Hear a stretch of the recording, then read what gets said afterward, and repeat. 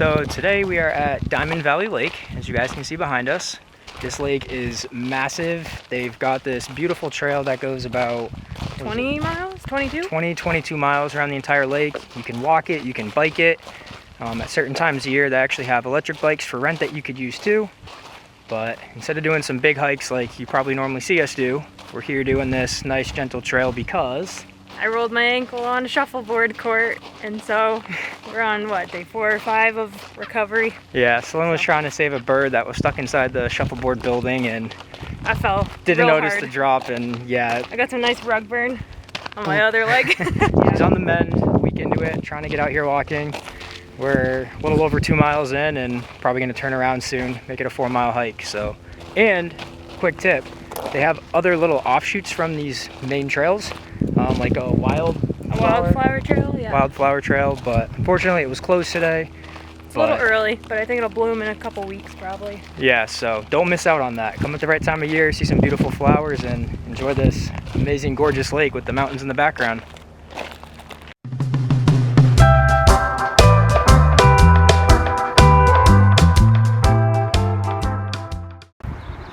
So we are gonna clean the roof off. We were gonna just put protectant on plastic pieces like the AC covers and stuff, but it's pretty gross up here, so I think we're gonna wash the whole thing. Alright, so it is maintenance weekend and we came up on the roof to try to protect any of our plastic components that are up here. So right below the camera here is the cover for the AC. So we wanted to use this 303 product to basically just reseal it, protect it from UV radiation. We're down here in the southwest, so UV is pretty high here. It's hot and dry, so we just want to protect everything, especially after investing it all. But when we got up here, we noticed the entire roof is covered in dirt. So we've got all of our tools here. We're gonna just rinse down the entire roof, give everything a light scrub. As you can see, some of our sealant here is pretty dirty, so we're gonna try to hit that while we're up here. Not doing a super deep clean, but get all the dust and debris off, make everything look good, and then like I said, we'll go back over any plastic components and give it some UV protection, get the dirt off the solar panels. Maybe they'll produce a little more once we're off grid. Right now we're on grid, so it doesn't matter, but yeah, let's get to it.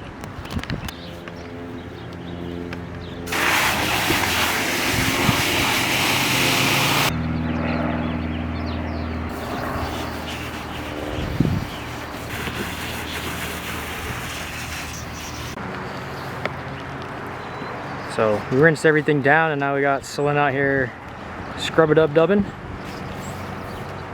Hit the solar panels, we'll hit the roof, hit the seals.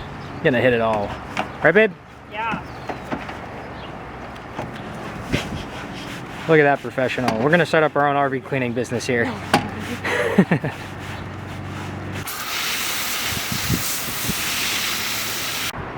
There's a before and after.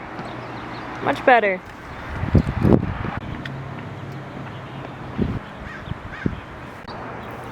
So CeLynn's got some 303 product here. It's that UV protectant we were talking about earlier. There's 2 ways to apply it. You can spray it right onto the plastic itself, or you can spray it onto the microfiber towel that you plan on using and then you want to rub it in. But you want to make sure that the surface you're applying it to is nice and dry before you start. And all you're doing is adding a thin coating of this 303 protectant, and again, it's just for UV protection. Keeps everything looking shiny and new. So now we're working on the rubber seals around the slide. We just want to give them some sort of protective layer just because they are exposed to sunlight.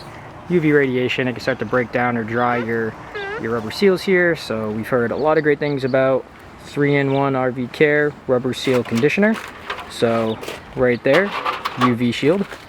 So we're just trying to get all the dirt and debris off these rubber seals, get them nice and clean, and then once it's fully dry, we'll come back through with our 3-in-1. We'll spray it, wipe it down, make sure it's dry, and that should condition these rubber seals and hopefully extend their life so they don't dry out or crack or get damaged by that UV radiation that's so strong down here in the southwest. So these are the seals. Hopefully you're able to see how dirty all that is. So we'll let CeLynn wipe it down real quick. And then see, we got all that dirt and debris away. So we're gonna let that dry and then we'll come back and hit it with that rubber conditioner. So I don't know about you guys, but when we're doing our maintenance, we've noticed that our windows squeal really bad. listen. Nails on a chalkboard, right? So what I found was it's not actually cleaning out the tracks on the top and the bottom. It's the vertical rubber seal right here that keeps water out along the entire length of the window. So at least in our camper, the way that we can remove these screens is you can push up along the ends here because there's a little spring. So if I push up, I can pull this side out, push up, pull that side out. Here are little springs. So once this is out, it's this rubber seal all along right here that we want to use. What we have is 3-in-1 window and track cleaner. It is a dry lube so that it's not gonna basically collect and attract all that dirt and everything from the outside. So I'm gonna go outside, I'm gonna spray all along this, move the window in and out to basically transfer that spray on both sides of this rubber seal, and we'll come back and see if that lovely squeak is gone. Somebody said they need some window and track dry lube to get rid of some lovely squeals. Well, here you go. So we're gonna shake it up really good, pop it open, spray all along, work the window in and out.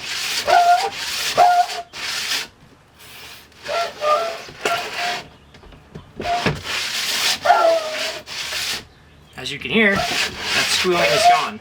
If you want to go another step further, if you're still hearing noise, listen for where it's coming from, and you might need to blow out your tracks from the top and the bottom, and you can use the same stuff for it. But if you have that ear-piercing squeal, it's probably not the track, and it's probably this vertical rubber piece. So now that you've got your dry lube on there, you'll see I definitely oversprayed, and there's all this oily film on the outside window. So if it does not dry clear in your case, get some Windex or glass cleaner from Walmart. Give a little spray, wipe it down.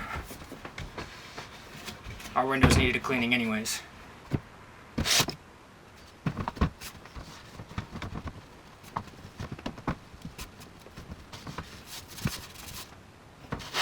Now your glass should be clear and squeak free. Much better. So I was out here trying to clean up these seals and happened to notice something shiny in our tire, and it's a nail of some sort. So this is exactly why it's worth checking your tires. Even if your pressure is good, it's still worth checking your tires every once in a while to make sure you have no foreign object in, because the last thing you really want is a blowout on the road. So we're gonna see if we can pull this out, and hopefully it's just a little short thing and didn't puncture it.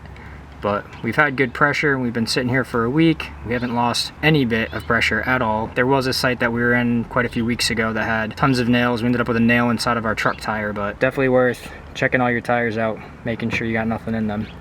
So this looks like a self-tapping screw that got wedged into the corner of the tire, and looks like the head got worn off. It was in there deep, it's not leaking, so always something.